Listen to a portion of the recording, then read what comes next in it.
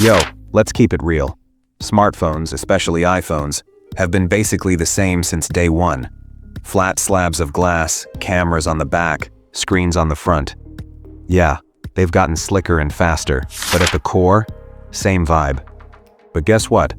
Apple's about to shake the game. The foldable iPhone, or as they're calling it, the iPhone Ultra, is coming sooner than we thought.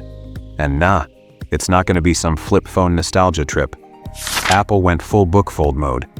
Imagine opening your phone like a mini iPad with a massive 7.8-inch screen inside and a 5.5-inch screen outside when folded. Here's the wild part. This thing will be the thinnest Apple product ever, thinner than even the 13-inch iPad Pro, like 4.5mm thin. That's insane tech packed in there. Also, no more ugly crease in the middle of the foldable screen. Apple's supposedly almost cracked that code, so it'll look slick, not cheap like other foldables.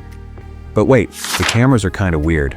Just two lenses, no triple setup like on the Pro models. Plus, no Face ID. Apple's bringing back Touch ID, on the side, like the iPads. Space is tight inside, so they had to make that call.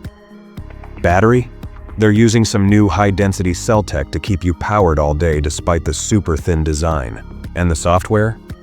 Bro, it's gonna be a whole new iOS experience. Think split-screen multitasking, apps side by side. Basically Apple catching up to Android's foldable game but with that slick Apple polish. Heads up though, this ain't cheap. Rumor says starting price is $1,999.90, double the current iPhone Pro price.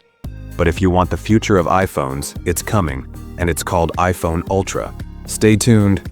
This could be Apple's biggest move in years. And hey, want to stay hydrated while geeking out about tech?